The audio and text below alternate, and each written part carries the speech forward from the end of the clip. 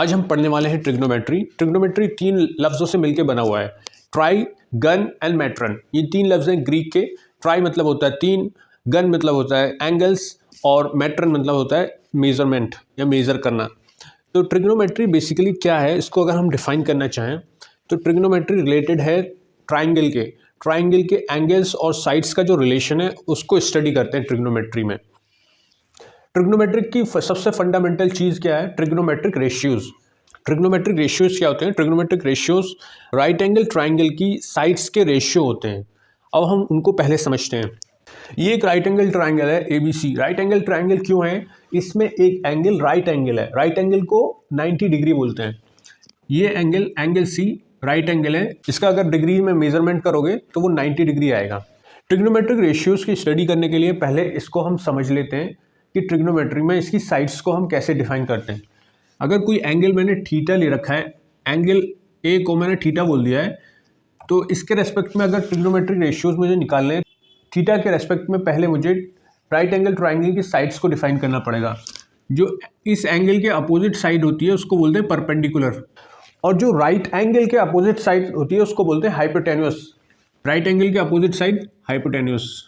अब जो बची हुई साइड है उसे बेस बोलोगे, या उसको ऐसे भी कह सकते हो कि जिस एंगल को हम कंसीडर कर रहे हैं यानी थीटा, उसके एडजेसेंट वाली जो साइड है उसको बेस बोलते हैं, यानी AC जो हो जाएगा हमारा बेस हो जाएगा। तो इस तरह से ट्रिग्नोमेट्रिक रेशियोज की स्टडी के लिए हमने राइट एंगल ट्राइंगल की साइड्स को डिफाइन कर दिया है। जिस एंगल को हम कंसीडर कर रहे हैं यानी एंगल A या थीटा, उसके सामने की साइड को हम बोलते हैं परपेंडिकुलर। राइट एंगल के सामने की साइड को बोलते हैं हम हाइपोटेन्यूस, और जो बची हुई साइड है उसे बेस बोलते हैं, या जिस एंगल को हम कंसीडर कर रहे हैं उसकी एडजेसेंट वाली साइड को हम बेस बोलते हैं। अब ट्रिग्नोमेट्रिक रेशियोज हम डिफाइन करते हैं। ये 6 ट्रिग्नोमेट्रिक रेशियोज हैं, साइन, कॉस, टैन, कॉट, सेक, कोसेक। ये बेसिकली होता है साइन ऑफ एंगल, जिस एंगल को हम कंसीडर कर रहे हैं, यानी साइन ऑफ A, तो साइन A बोल देते हैं उसको, साइन ऑफ A को। ये होता है बेसिकली कोसाइन ऑफ A, लेकिन शॉर्ट में हम इसको बोलते हैं कॉस A। इसी तरीके से टैन नहीं होता, ये होता है टेंजेंट ऑफ A, तो लिख देते हैं हम शॉर्ट में टैन A। ये बेसिकली होता है कोटेंजेंट ऑफ A, यानी लेकिन शॉर्ट में इसको बोल देते हैं हम कॉट A। ये होता है सीकेंट, लेकिन शॉर्ट में इसको बोलते हैं सेक, तो हम निकालते क्या है सीकेंट ऑफ A, लेकिन शॉर्ट में इसको बोल देते हैं सेक A। ये होता है कोसीकेंट, लेकिन शॉर्ट में इसको बोल देते हैं कोसेक। तो ये आपके ट्रिग्नोमेट्रिक रेशियोज हैं। अब हम इनको डिफाइन कैसे करते हैं? तो साइन को डिफाइन कैसे करते हैं हम? परपेंडिकुलर डिवाइड बाय हाइपोटेन्यूस, यानी परपेंडिकुलर को मैं शॉर्ट में अगर P बोलता हूँ तो मेरा साइन क्या होगा? Sine A perpendicular divide by hypotenuse. Hypotenuse को मैं H से रिप्रेजेंट कर रहा हूँ। कॉस को डिफाइन किया जाता है बेस अपॉन हाइपोटेन्यूस। बेस को B से रिप्रेजेंट कर रहा हूँ और हाइपोटेन्यूस को H से। टैन को डिफाइन किया जाता है परपेंडिकुलर डिवाइड बाई बेस, ये हो जाएगा P अपॉन B। कॉट क्या होता है? टैन का उल्टा होता है, यानी टैन अगर परपेंडिकुलर डिवाइड बाई बेस है तो वो होगा base divide by perpendicular, base upon perpendicular. Sec होता है कॉस का उल्टा, तो यानी अगर कॉस है आपका AC अपॉन AB या बेस अपॉन हाइपोटेन्यूस, तो ये हो जाएगा hypotenuse divide by base. Cosec क्या होता है? साइन का उल्टा होता है। अगर साइन है आपका परपेंडिकुलर डिवाइड बाई हाइपोटेन्यूस, तो ये हो जाएगा हाइपोटेन्यूस डिवाइड बाई परपेंडिकुलर। ये आपके ट्रिग्नोमेट्रिक रेशियोज हो गए, उनकी डेफिनेशंस हो गई, उनका ओरिजिनल मीनिंग क्या होता है और हम शॉर्ट में क्या लिखते हैं वो भी आपको बता दिया है। ट्रिग्नोमेट्रिक रेशियोज बेसिकली क्या है? किसी राइट एंगल ट्राइंगल की साइड्स के रेशियोज हैं। तो साइड्स की कोई वैल्यू होगी, हमेशा कोई रियल वैल्यू होगी, तो इसलिए ट्रिग्नोमेट्रिक रेशियोज की हमेशा रियल वैल्यू आती है। अब मैं आपको थोड़ी सी एक बेसिक चीज़ बता देता हूँ। जैसे हमने लिखा साइन A, तो अगर इसका स्क्वायर करना पड़ जाए तो इसका मतलब क्या है? इसको हम लिखते कैसे हैं ट्रिग्नोमेट्री में? तो हम लिखेंगे साइन स्क्वायर A। इसको हम ऐसे नहीं लिख सकते साइन A स्क्वायर, ये नहीं होगा इसके बराबर। लेकिन अगर आपको लिखना पड़ जाए ऐसे 1 अपॉन साइन A, तो इसको आप कैसे लिख सकते हो? साइन A की पावर -1। पर आप इसको ऐसे नहीं लिख सकते साइन इनवर्स A, ये इसके बराबर नहीं हो सकता। जिस तरीके से स्क्वायर करने पे स्क्वायर यहाँ आ जा रहा है साइन के ऊपर, इन्वर्स करने पे इन्वर्स साइन के ऊपर नहीं आ सकता। अब अगर इस राइट एंगल ट्राइंगल में मैं थीटा चेंज कर दूं, अब ऊपर वाले राइट एंगल ट्राइंगल में मैंने अब क्या किया है, पहले एंगल थीटा जो लिया था मैंने एंगल ए को लिया था, अब मैं क्या कर रहा हूँ, थीटा एंगल बी को ले रहा हूँ। अब इसके बेसिस पे जो राइट एंगल की साइड्स की डेफिनेशन होगी वो क्या हो जाएगी, यानी थीटा के अपोजिट साइड मैंने क्या बताया था, परपेंडिकुलर, और 90 डिग्री के सामने हाइपोटेन्यूस है। तो बेस क्या हो जाएगा मेरा, ये हो जाएगा बची हुई साइड, यानी बेस और परपेंडिकुलर इंटरचेंज हो गए। तो अगर अब यहाँ पे आपको ट्रिग्नोमेट्रिक रेशियोज निकालने हो इस ट्राइंगल में, तो वो इन साइड्स के बेसिस पे निकालोगे। यहाँ पे साइन अब क्या होगा, साइन ऑफ थीटा क्या होगा, परपेंडिकुलर यानी ए सी अपॉन हाइपोटेन्यूस यानी A B. Cos of theta निकालना हो तो वो क्या होगा, बेस अपॉन हाइपोटेन्यूस, यानी बेस क्या है बी सी और हाइपोटेन्यूस क्या है ए बी। तो आपको ये ध्यान रखना है, जो बच्चे हिंदी मीडियम के हैं उनके लिए परपेंडिकुलर को लंब बोलते हैं, हाइपोटेन्यूस को कर्ण और बेस को आधार बोलते हैं। ट्रिग्नोमेट्रिक रेशियोज को याद रखने के लिए एक्रोनिम बनाए जाते हैं, शॉर्ट फॉर्म बनाई जाती हैं। जैसे एक शॉर्ट फॉर्म में पाकिस्तान भूखा प्यासा, हिंदुस्तान हरा भरा, तो इसको ऐसे लिखा जाता है, यानी P अपॉन एच ये हो गया साइन, और B अपॉन एच ये हो गया कॉस, और P अपॉन बी ये हो गया आपका टेन। जैसे मैंने बताया था, कॉट निकालना हो तो टेन का उल्टा, सेक निकालना हो तो कॉस का उल्टा, कॉसेक निकालना हो तो साइन का उल्टा। तो इसका मतलब पाकिस्तान भूखा प्यासा, हिंदुस्तान हरा भरा, इस तरह से एक्रोनिम बनाए जाते हैं ट्रिग्नोमेट्रिक रेशियोज को याद रखने के लिए। और हिंदी मीडियम के स्टूडेंट्स के लिए क्या है एक्रोनिम, लाल बटे कक्का, साइन मतलब लंब बटे कर्ण, कॉस मतलब आधार बटे कर्ण, और टेन मतलब लंब बटे आधार, और फिर कॉट निकालना हो तो टेन का उल्टा आधार बटे लंब, और सेक निकालना हो तो कॉस का उल्टा, और कॉसेक निकालना हो तो साइन का उल्टा। बेसिक स्टडी ट्राइंगल की भी कर लेते हैं जो ट्रिग्नोमेट्री में यूज़ होने वाला है। ट्राइंगल तीन तरह के होते हैं, एक होता है इक्विलेटरल ट्राइंगल जिसकी तीनों साइड्स इक्वल होती हैं, और दूसरा ट्राइंगल होता है आइसोसेलेस ट्राइंगल जिसकी दो साइड्स इक्वल होती हैं, तीसरी साइड अलग होती है, और तीसरा ट्राइंगल होता है जिसकी तीनों साइड्स अलग होती हैं। यहाँ पे ABC इक्विलेटरल ट्राइंगल है जिसकी तीनों साइड्स इक्वल है। यहाँ PQR ये आइसोसेलेस ट्राइंगल है जिसकी दो साइड्स PQ और QR इक्वल है। ये स्केलर ट्राइंगल है जिसकी तीनों साइड्स अनइक्वल है। ट्राइंगल की एक दूसरी प्रॉपर्टी ये होती है कि ट्राइंगल के तीनों एंगल्स का समेशन हमेशा 180 डिग्री होगा। किसी भी ट्राइंगल में आप देख लीजिए, ये मैंने समेशन करके दिखा दिया है। ट्राइंगल की जहाँ पर दो साइड्स मिल रही होती हैं, जैसे AB और AC जहाँ मिल रही हैं यानी A पे मिल रही हैं, तो A पॉइंट क्या कहलाता है, वर्टेक्स। इसी तरीके से BC और AB जहाँ मिल रही हैं यानी B पॉइंट, वो भी वर्टेक्स कहलाएगा। इसी तरीके से C वर्टेक्स कहलाएगा। और इसका प्लूरल क्या होता है, वर्टिसेस, यानी हिंदी में वर्टेक्स को बोलते हैं शीर्ष, और वर्टिसेस का हिंदी में मीनिंग हो जाएगा शीर्षों। अब मैं और ट्राइंगल की कुछ प्रॉपर्टीज आपके साथ शेयर कर देता हूँ। ABC एक ट्राइंगल है, B वर्टेक्स से मैंने एक लाइन ड्रॉप की जो AC के मिड पॉइंट पे मिल रही है, AD बराबर है DC के।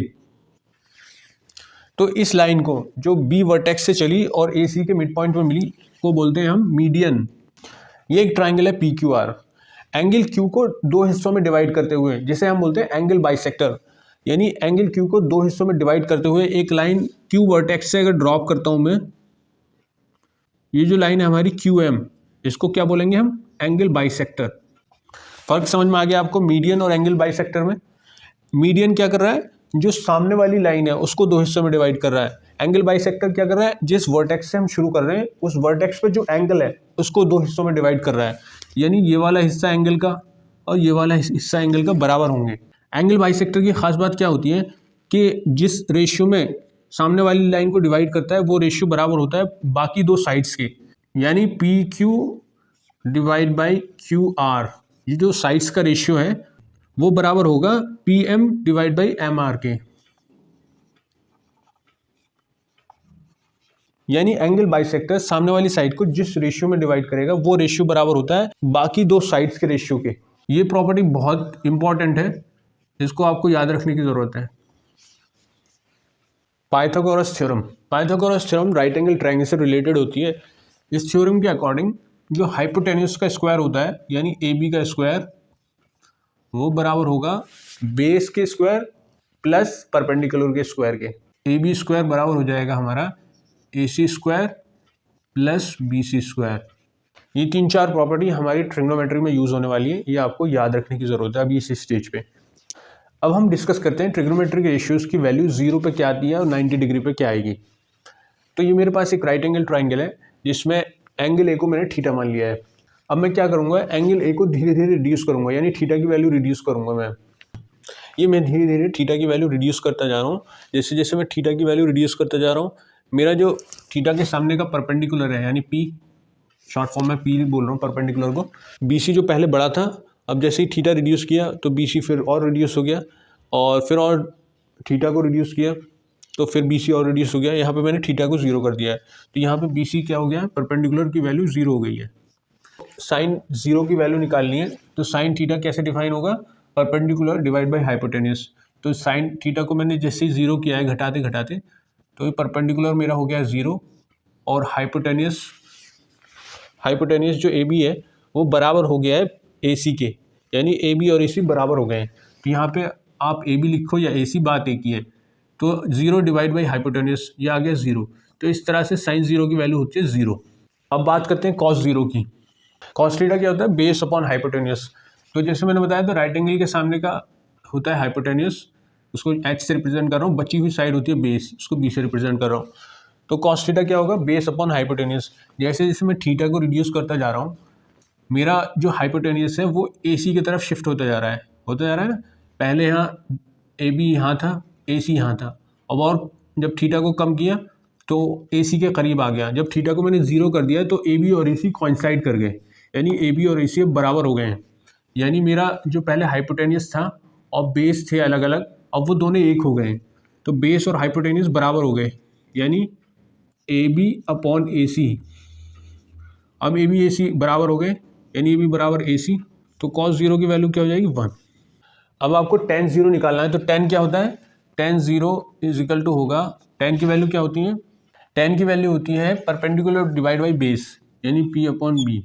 जैसे जैसे आपने थीटा कम किया, परपेंडिकुलर क्या हो गया, थीटा जीरो होने पे जीरो।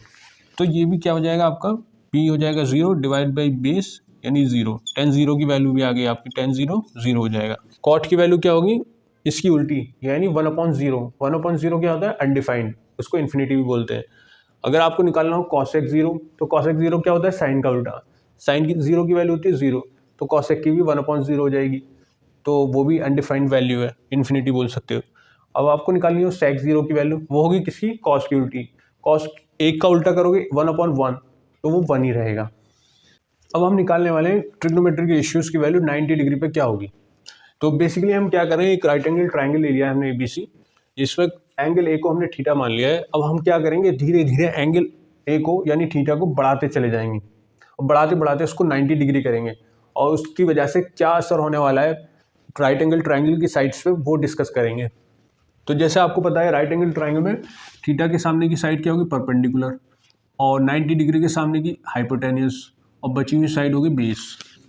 अब जैसे जैसे हम थीटा को बढ़ाते जा रहे हैं, यानी हाइपोटेन्यूस को हम परपेंडिकुलर की तरफ शिफ्ट करते जा रहे हैं, तो यहाँ पे ए बी और ए सी, यानी हाइपोटेन्यूस और परपेंडिकुलर और क्लोज आ गए। फिर हमने और क्लोज किया इनको, फिर क्लोज करते करते करते इनके बीच में डिस्टेंस जीरो हो गया। यानी हुआ क्या, जब थीटा को मैंने 90 डिग्री किया है, तो मेरा ए सी जो है वो जीरो हो गया है, ए सी जीरो हो गया है, और मेरा ए बी यानी हाइपोटेन्यूस और परपेंडिकुलर दोनों बराबर हो गए हैं। यानी ए बी बराबर हो गया है बी सी के, और ए सी की वैल्यू हो गई है जीरो। अब ये जो कंक्लूजन आया है, इसी को अब हम अप्लाई करने वाले हैं। तो साइन 90, साइन क्या होता है, perpendicular divide by hypotenuse, perpendicular divide by hypotenuse. तो यहाँ पे परपेंडिकुलर ए बी और बी सी में दोनों एक ही हो गए, हाइपोटेन्यूस और परपेंडिकुलर, ए बी या ए सी जो भी लेना चाहो। परपेंडिकुलर वैसे बी सी था, हाइपोटेन्यूस मतलब ए बी जो बराबर हो गया परपेंडिकुलर के, यानी ए बी हाइपोटेन्यूस भी मेरा बी सी हो गया है, तो यानी एक आ गया। साइन 90 की वैल्यू आ गई 1। अब कॉस 90 निकालना है आपको। तो कॉस क्या होता है, बेस अपॉन हाइपोटेन्यूस। बेस यहाँ पे क्या था, ए सी, उसको रिड्यूस करते करते कहाँ पहुँचा दिया हमने, जीरो। यानी आपका बेस हो गया zero, zero divide by hypotenuse. A B लिखो या ए सी, बात एक ही है। तो हाइपोटेन्यूस जो भी है, जीरो से डिवाइड करूँगा, मेरा जीरो ही आ जाएगा। तो कॉस 90 मेरा जीरो हो गया। अब निकालना हो टेन 90। टेन क्या होता है आपका, परपेंडिकुलर डिवाइड बाई बेस।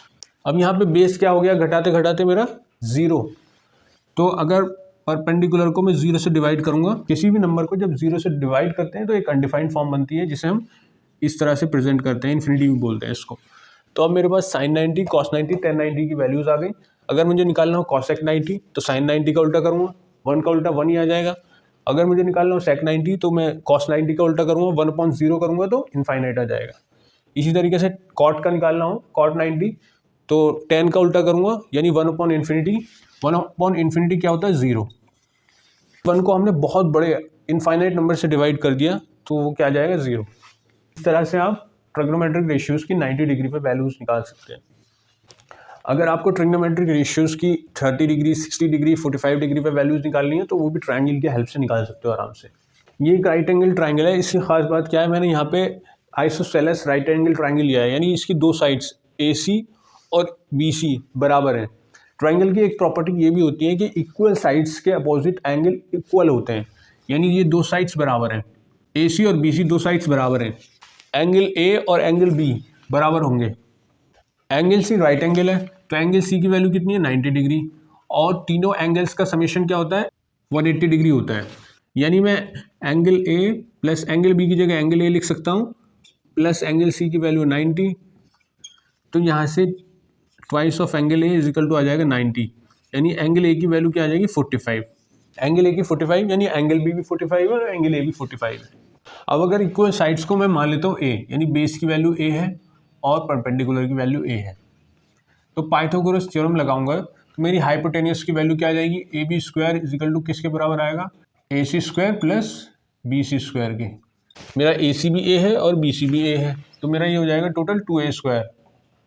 तो AB की वैल्यू यहाँ से क्या आ जाएगी? √2A, यानी हाइपोटेन्यूस की वैल्यू आ गई मेरे पास √2A।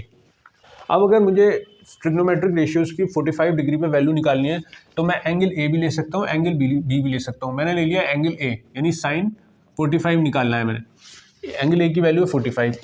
एंगल के सामने की साइड होगी परपेंडिकुलर जो A है, और हाइपोटेनियस यानी H, उसकी वैल्यू है √2A। तो साइन 45 की वैल्यू क्या हो जाएगी? 1/√2। अब इसी तरीके से कॉस 45 की वैल्यू निकालनी हो मुझे, तो कॉस 45 क्या होता है? आपका बेस अपॉन हाइपोटेन्यूस। तो बेस की वैल्यू क्या है? A, हाइपोटेन्यूस की वैल्यू क्या है? √2A, वो भी 1/√2 आ गई। अगर आपको निकालनी है tan 45 तो वो क्या होता है?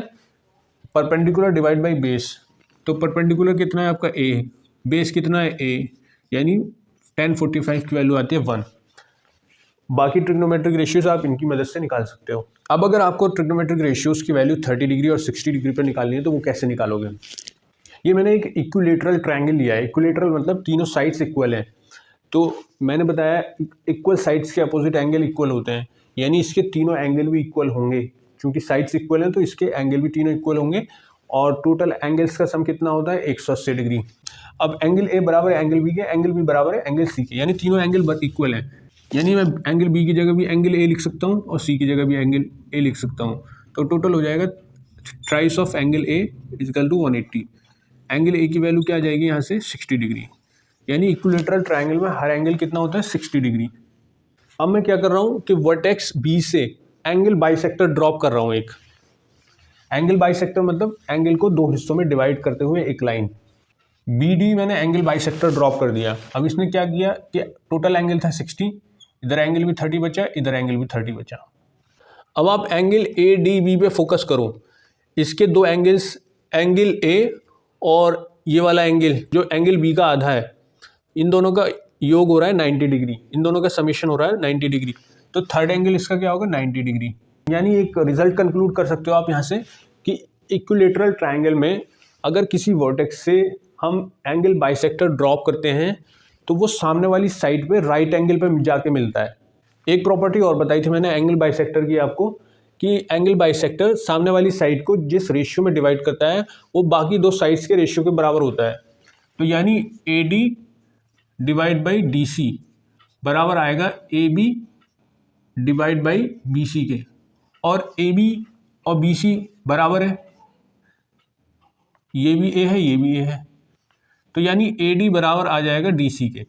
तो एक कंक्लूजन ये भी निकलता है कि इक्विलेटरल ट्रायंगल में एंगल बाइसेक्टर सामने वाली साइड को दो इक्वल पार्ट्स में डिवाइड करता है, यानी ये वाला पार्ट और ये वाला पार्ट बराबर होंगे।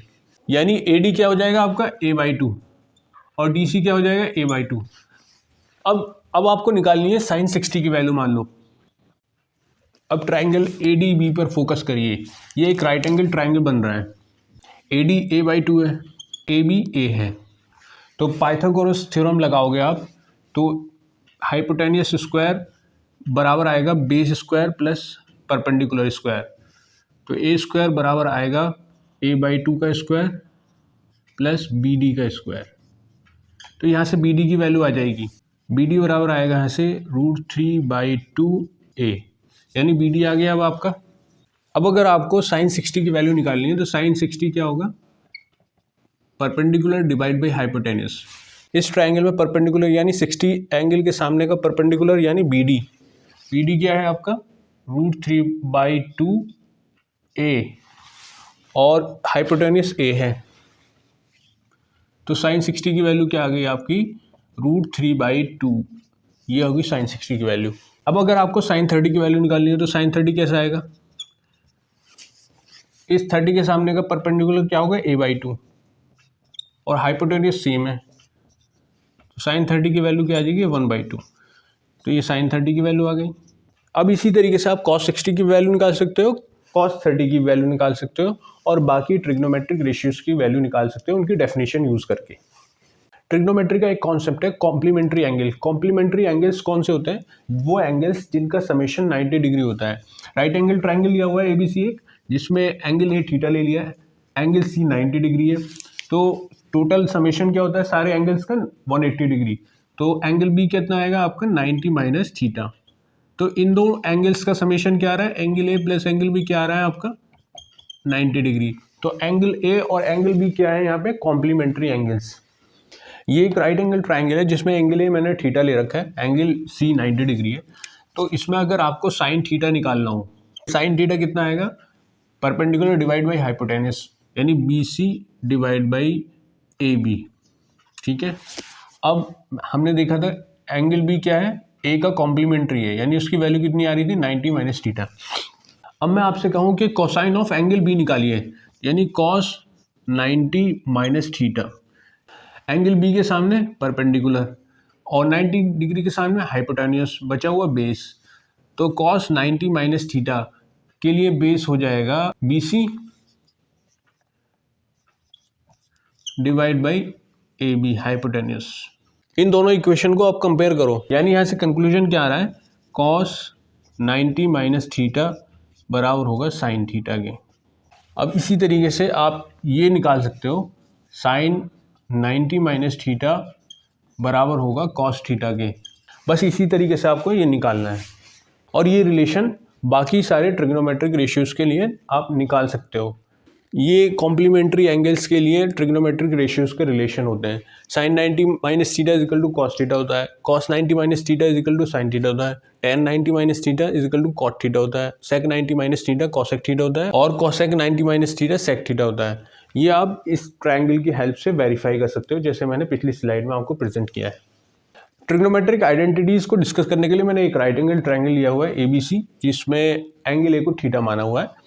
तो एंगल ए के सामने की जो साइड होगी वो परपेंडिकुलर हो जाएगी और 90 के सामने की हो जाएगी हाइपोटेन्यूस, बची हुई बेस। तो पाइथागोरस थ्योरम से क्या होता है, हाइपोटेन्यूस स्क्वायर यानी A B square is equal to होगा perpendicular square plus base square. ये एक रिलेशन आ गया। अब अगर मैं ए बी स्क्वायर से पूरी इक्वेशन को डिवाइड कर दूं तो इधर आ जाएगा 1, इधर रह जाएगा बी सी बटे ए बी का whole square plus A C divide by A B का होल स्क्वायर। अब ध्यान से देखिए, बी सी यानी perpendicular divide by A B यानी hypotenuse, perpendicular divide by hypotenuse, तो ये क्या बनता है साइन थीटा। अब ये देखिए ए सी यानी base, base divide by hypotenuse A B, तो ये क्या बनता है कॉस थीटा। तो यहाँ से क्या रिलेशन आ गया, क्या आइडेंटिटी आ गई आपकी, sine square theta plus cos square theta is equal to 1। ये एक आइडेंटिटी आ गई, ट्रिग्नोमेट्रिक आइडेंटिटी है ये इक्वेशन। आइडेंटिटी क्यों है, आइडेंटिटी इसलिए है, इसमें जो वेरिएबल है थीटा, थीटा की जो चाहो वो वैल्यू रखो, 0 रखो, 30 रखो, 60 रखो, 160 रखो, 260 रखो, कुछ भी रखो, वो तमाम वैल्यू के लिए ये इक्वेशन सेटिस्फाई करेगी, इसलिए इसको आइडेंटिटी कहते हैं। इक्वेशन में क्या होता है, थीटा की चंद वैल्यू आप उसमें रख सकते हो, बाकी कोई वैल्यू नहीं रख सकते हो। अब दूसरी ट्रिग्नोमेट्रिक आइडेंटिटी के लिए पहले मैंने ए बी स्क्वायर से डिवाइड किया था, मैं बी सी स्क्वायर से डिवाइड करूंगा तो मेरा आ जाएगा। अब आप ध्यान दीजिए, ए बी यानी ए बी क्या है आपका hypotenuse divide by B C, B C क्या है perpendicular, hypotenuse divide by perpendicular यानी साइन का उल्टा है। साइन का उल्टा क्या होता है cosec, cosec square is equal to होगा 1 प्लस ये है A C divide by B C, A C क्या है आपका बेस और बी सी क्या है आपका perpendicular, base divide by perpendicular यानी कॉट, तो ये क्या हो जाएगा कॉट, कॉट स्क्वायर थीटा। ये दूसरी ट्रिग्नोमेट्रिक आइडेंटिटी आ गई आपकी, cosec square is equal to 1 plus cot square theta.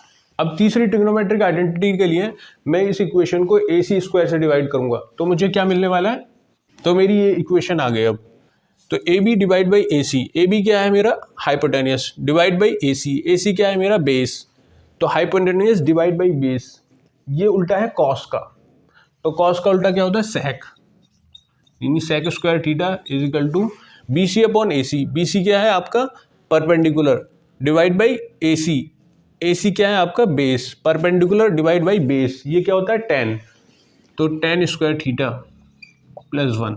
ये तीसरी ट्रिग्नोमेट्रिक आइडेंटिटी आ गई। ये तीन ट्रिग्नोमेट्रिक आइडेंटिटीज हैं जो आपके लेवल पे यूज़ होने वाली हैं। ये लेक्चर मैं यहीं क्लोज करता हूँ। इसके क्वेश्चंस के लिए मैं एक दूसरा लेक्चर शूट करके अपलोड करूँगा।